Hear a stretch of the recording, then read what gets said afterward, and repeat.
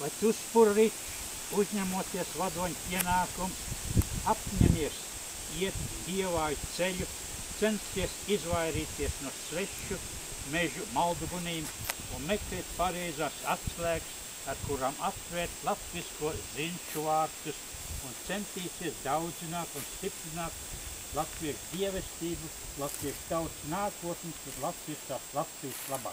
Ja tā, tad vērsu seju mūsu svētās Latvijas zemes virzienā uz cietā un nemainīgā akmens pamats dzintēdams apliecina šo savu apņemšanos klātesošo liecinieku, Dievturu vecāko, saviešu un draugu priekšā. Jā, es gribu. Visi meži kunēm dega. Visi meži, visi ceļi atslēgām. Ar Dieviņa palīdzību visam gribu cauri tikt.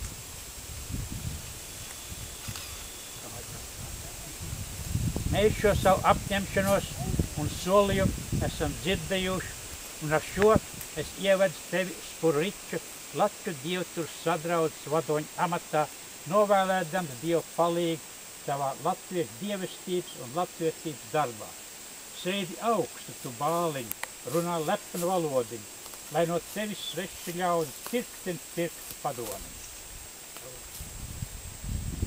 Nebija viegli paliep Jānim, Marģerim Grīnam un Pļaviņģurim sekot Brasteņa Ernesta iemīstajās pēdās, un arī tev nebūs viegli, bet zinādams tavu dziļo pieeju latvietībai, esat pārliecināti, ka būs mums labs vadonis. Paldies!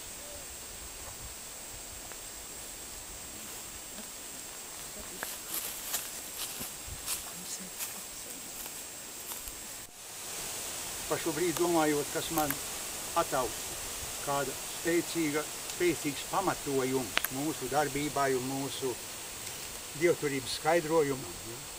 Mēs katrā ziņā esam ļoti, ļoti moderns pasaules skatījums, kaut gan nācis no tāliem senčiem.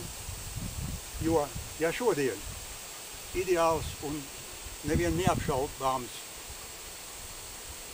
simbols, uz kura stāv sabiedriskā iekārta ir demokrātija, kurš laikam reti kāds apšaubīs lai šodien. Tad dievturība ir vispilnīgākā nozīmē demokrātiska, jo tās pamats ir tautas dotā dzīves gudrība. Nekāda atsevišķa priestera, atsevišķa sludinātāja vai jebkāda atsevišķa cilvēka izdomāta, izplānota un tam līdzīgi. Tā ir mūsu tauta. Tātad visīstākā nozīmē demokrātiskais pamats. Un uz to tad ir daudz vieglāk jau iet tālāk. To nākošais gribētu pieminēt šeit.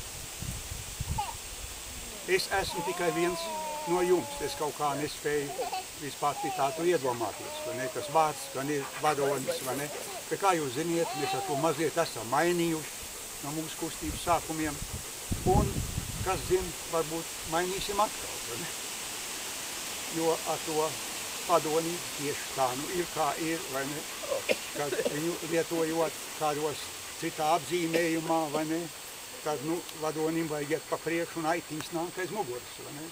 Nu tā, nu tas katrā ziņā nenotiek, mēs zinām ļoti labi mūsu vidū, vai ne?